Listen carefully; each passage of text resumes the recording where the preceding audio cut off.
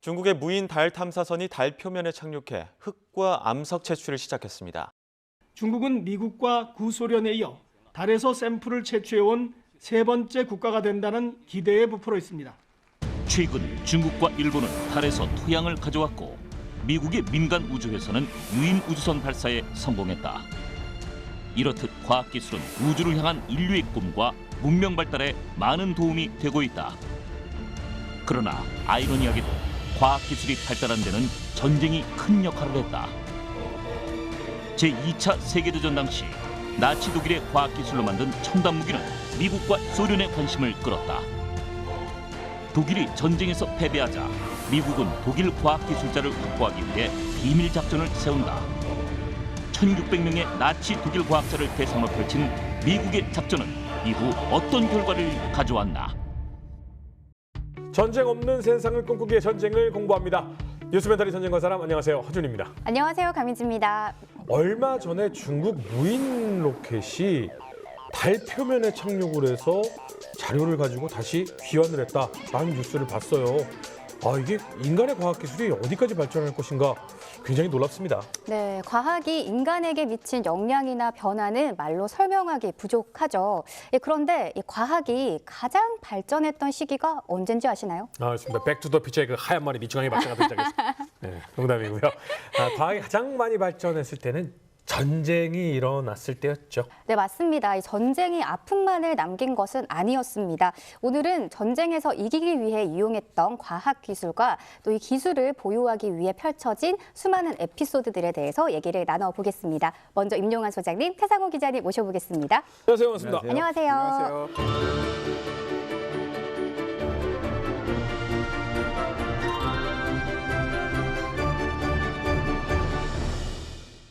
네, 저희가 방금 달 탐사선 이야기를 잠깐 했었는데요.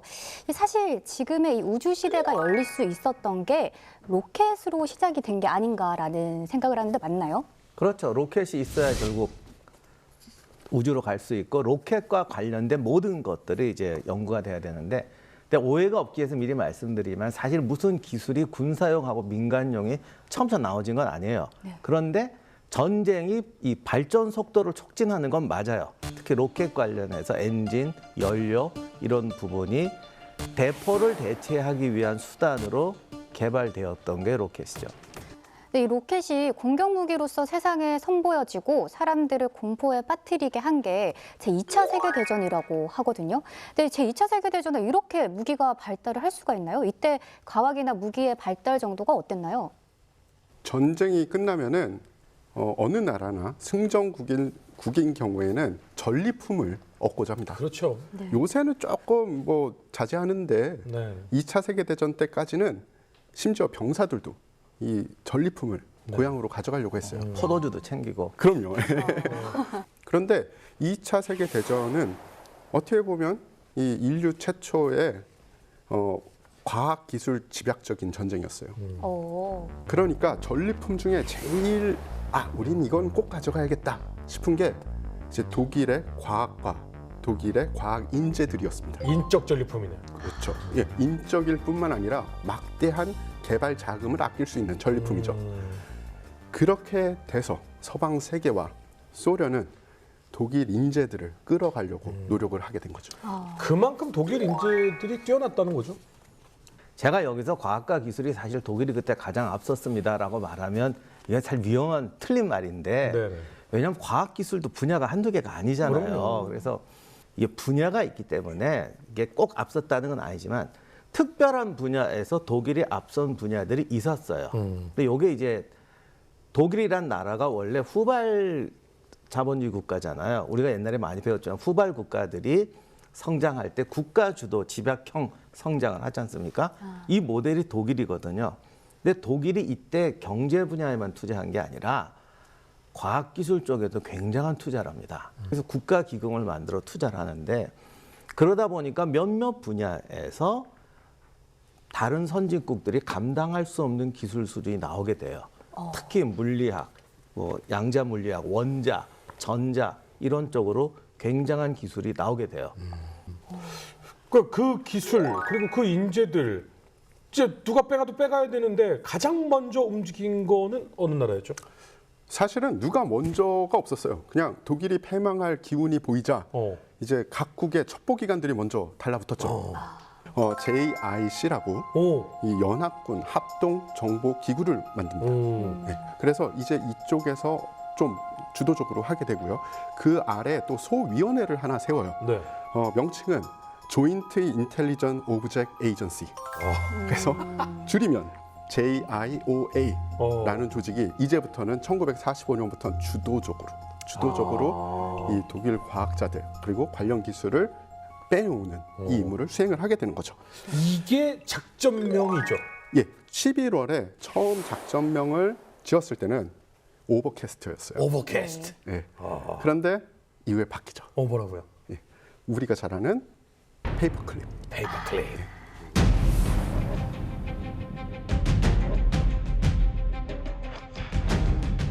이론적으로는 승전국이 많은데 여기서 전리품 챙겨갈 만한 승전국은 둘밖에 없어요.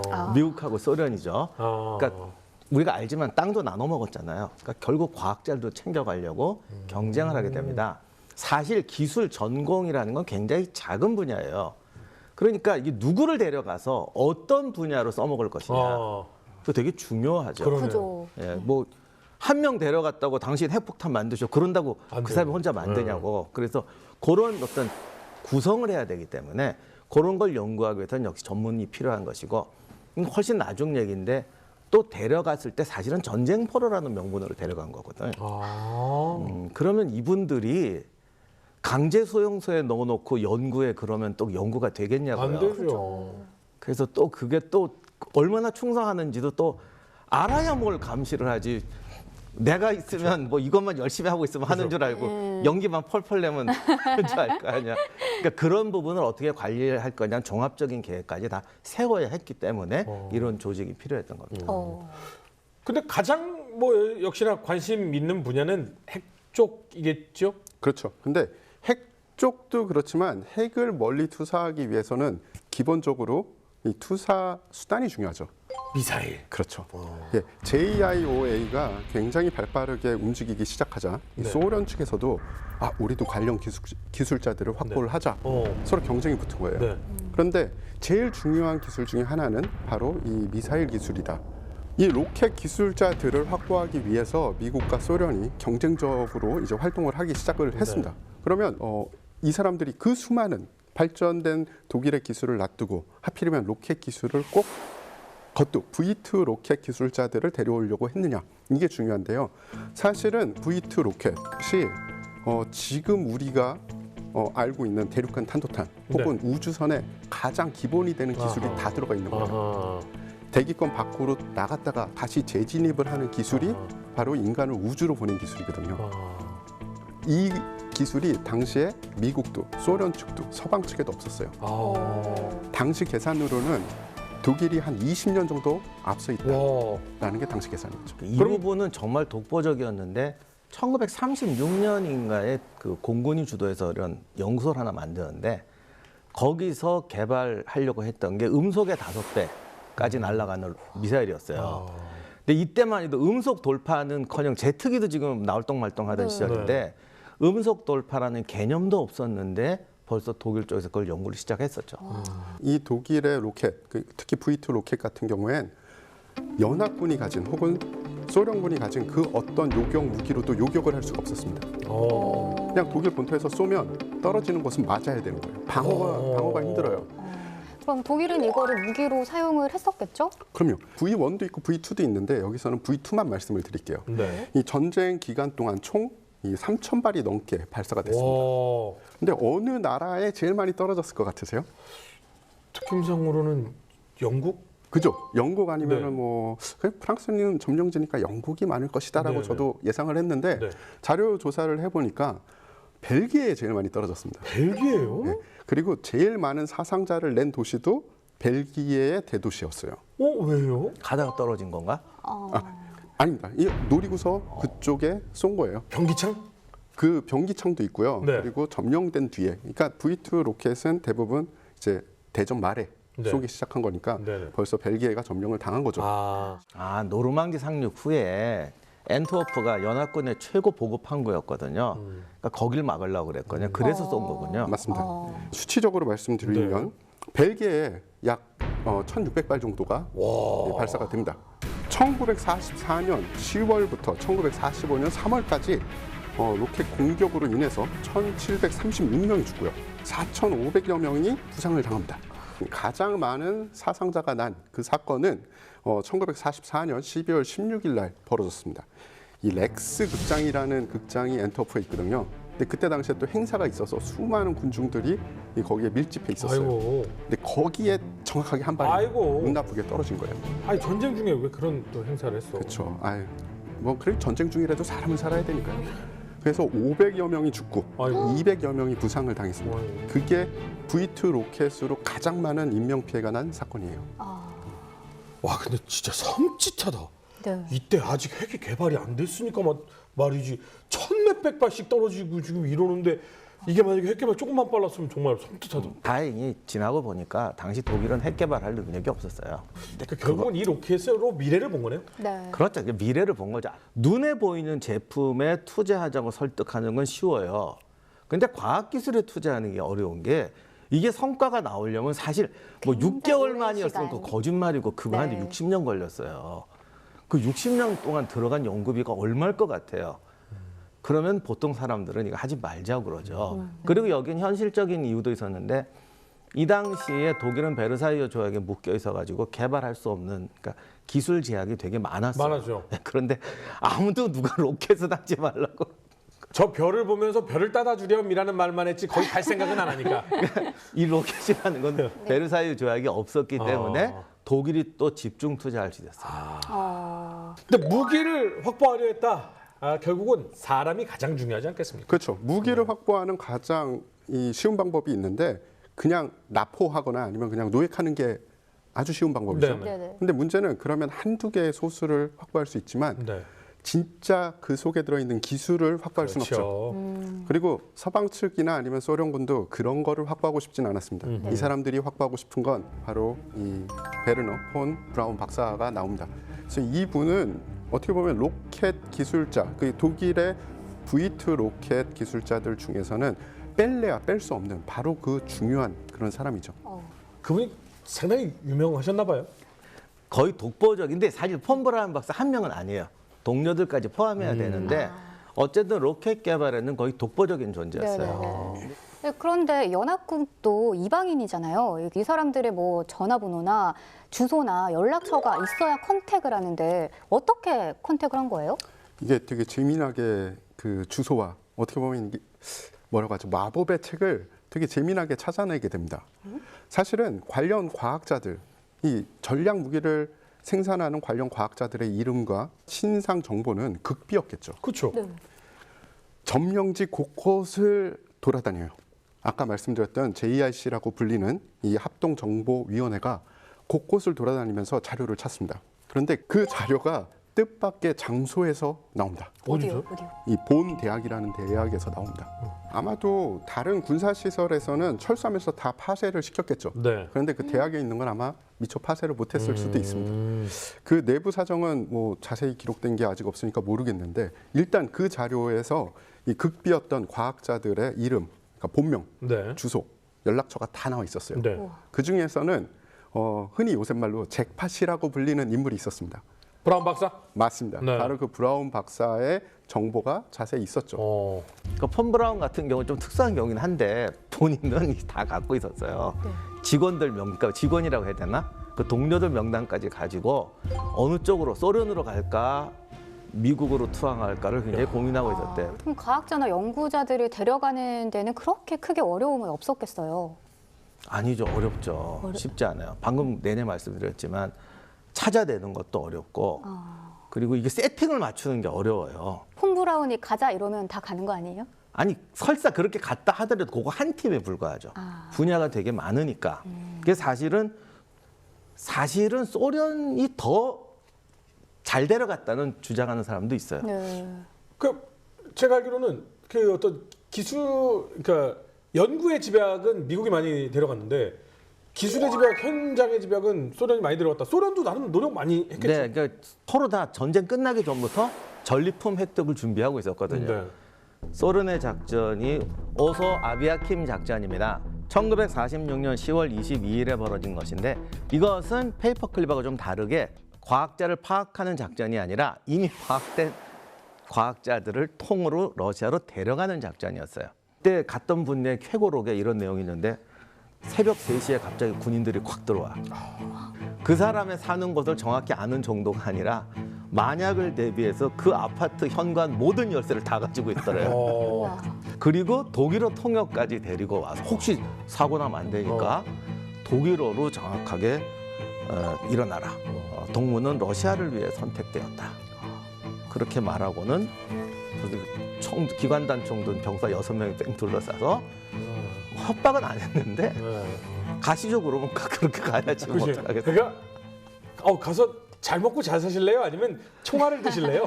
그런 말 안 해도 알잖아요. 그래서 정중하게는 했대요. 오소 아비아킴 작전이 바로 그거예요. 통째로 이주시키는 실행 작전이죠.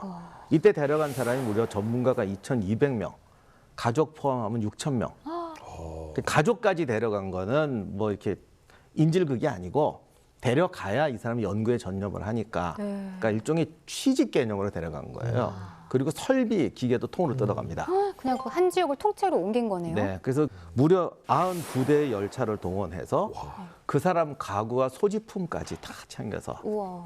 근데 이제 가서는 갈 때는 좀 살벌했지만 네네네. 가서는 일반 다른 소련 과학자들하고 다 똑같이 대우해 줬대요. 70년대까지도 우주과학 기술이나 로켓 같은 맞아요, 경우에 맞아요. 미국은 좀 전자라든가 조금 그러니까 이론적인 부분이 이론적인 강하고 거, 네. 당장 뭐 로켓 엔진 네. 이런 거는 항상 러시아가 최고라고 그랬잖아요. 맞아요. 그래서 그게 그렇게 됐다는 이유, 그게 이유라는 설도 있어요. 제2차 세계대전이 끝나고 미국과 소련은 나치 독일의 최고 과학자를 포섭하기 위해 비밀 작전을 펼친다. 미국으로 영입된 주요 독일 과학자.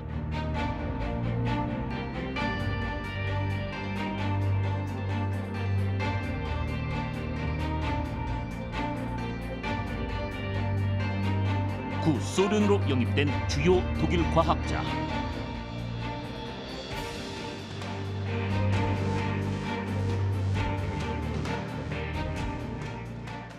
그러면 이 페이퍼클립 작전으로 몇 명이나 미국으로 넘어가게 되나요? 여러 분쟁의 소지도 있고 기록상의 상이한 점도 있지만 이 서방 세계 특히 미국 쪽으로 넘어간 과학자는 약 1,600여 명이라고 밝혀져 왔고요. 많은 사람들이 왜 분쟁의 소지가 있고 분쟁을 하느냐, 그 전범들을 미국에 꼭 옮겨왔을 필요가 있느냐라는 이야기가 있어요. 그런데 제 생각에는 만약에 미국이 그 기술자들을 혹은 과학자들을 안 데려왔어도 소련이 데려갔을 거거든요.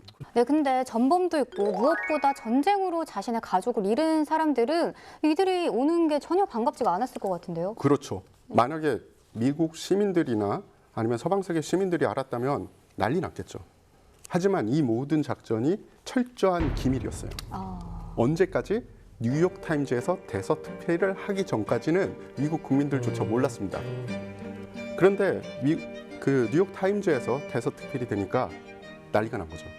막 여론이 들끓었습니다. 야, 이 나치 부역자들이 어떻게 우리나라에 와서 이런 비밀 군사 기술을 뭐 만들 수가 있고 또 이들이 만들었다고 해도 우리가 어떻게 믿을 수가 있느냐, 난리가 났어요. 근데 그러면은 뭐 이들이 다 쫓겨나거나 이래야 되는데 그냥 난리만 났을 뿐 미국 정부에서 잘 덮었어요.